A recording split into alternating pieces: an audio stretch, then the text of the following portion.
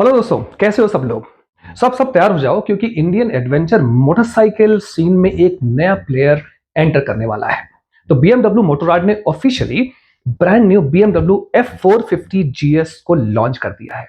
हालांकि global launch है और ये सिर्फ अपडेट नहीं है, ये बिल्कुल नई एंट्री है जो कि एक्सेसिबल प्रीमियम ADVs के बारे में हमारे सारे थॉट्स को बदलने जा रही है।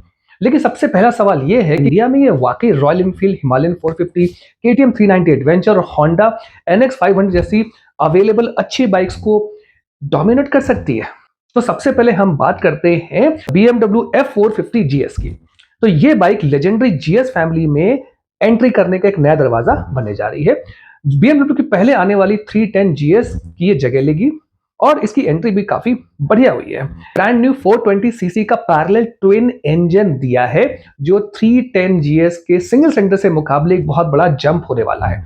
ये इंजन 48 PS की हॉर्स पावर देगा और हमारी जो इंडियन हाईवेज और ट्रेल्स के लिए बहुत बेहतरीन ग्रंट बिल्कुल देगा।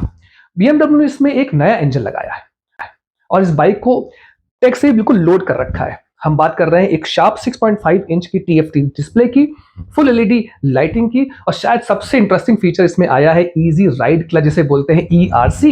ये एक सेंट्रीफ्यूगल क्लच सिस्टम है जो सिटी राइडिंग को बहुत ब्रीज बनाएगा, जिससे लोड स्पीड पर क्लच लीवर का मैनुअल इस्तेमाल करने की जरूरत खत्म हो जाएगी, ऐसा BMW को कहना है। इमेजिन करो कि भाई ट्रैफिक में आप थकान बहुत कम होने वाली है।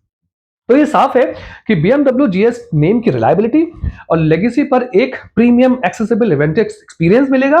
साथ ही ये TVS के साथ पार्टनरशिप में भारत में ही मैन्युफैक्चर होगी और इसकी प्राइसिंग भी बहुत स्ट्रेटेजिकली रखी जाएगी। हालांकि बहुत जरूरी भी होगा BMW के लिए। लेकिन ये इंडिया में इसका मुकाबला किससे है? ये एक ऐसे वॉर जोन में कदम रख रही है जहां पहले से कुछ बहुत ही बेहतरीन मोटरसाइकिलें अवेलेबल हैं। तो हम बात कर रहे हैं रगेड रॉयल इनफील्ड हिमालयन 450 की, शार्प और एजाइल KTM 390 एडवेंचर और बहुत ही स्मूथ रिफाइंड होंडा की NX 500 की। हर बाइक अपनी खासियत लाती है और BMW को इन सबसे टक्कर लेनी होगी अनडाउटेडली। तो अगर BMW F450 GS को हम कंपेयर करें रॉयल इनफील्ड हिमालयन 450 से, तो हिमालयन ऑफ रोड डार्लिंग है जिसमें एक नया 452 सीसी का liquid cool single cylinder engine है जो लगभग 40 PS की पावर देता है। वहीं पे BMW का जो पैरेलल ट्विन 420 सीसी का इंजन है वो 48 PS की पावर थोड़ी ज्यादा देता है। तो स्पीड पर ज्यादा स्मूथ और रिफाइंड महसूस होगी BMW। साथ ही इसका एक मजबूत टॉप एंड देगा। वही हिमालयन का जो इंजन है वो शानदार लो एंड टॉर्क देता है। तो हार्डकोर ऑफ रोडिंग और प्योर ग्रंट के लिए हिमालयन एक बीस्ट है। BMW शायद हाईवे टूरिंग और लाइट ट्रेल्स के लिए ज्यादा इफेक्टिव हो सकती है, लेकिन क्या वो वाकई में हिमालयन की रॉ ऑफ रोड पेडिग्री से मैच कर पाएगी? अगेन बाद में पता लगेगा।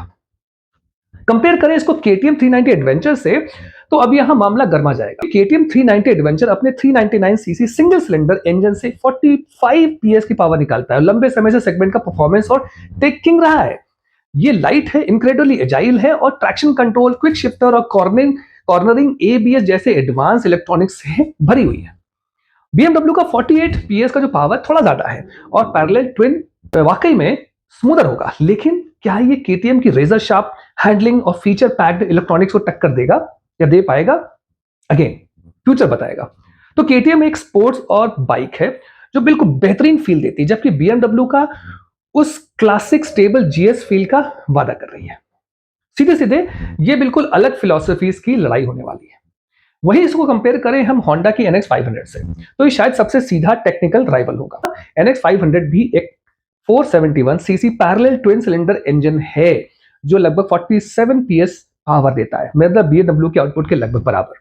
दोनों को स्मूथ एक्सेसिबल एडवेंचर टूरिंग के लिए डिजाइन किया गया है। होंडा अपनी लेजेंडरी रिलायबिलिटी और रिफाइंड मैनर्स के लिए जानी जाती है। BMW अपने प्रेस्टीज, बैज, पॉसिबली ज्यादा robust of road based suspension और कुछ यूनिक ERC क्लच से मुकाबला करेगी।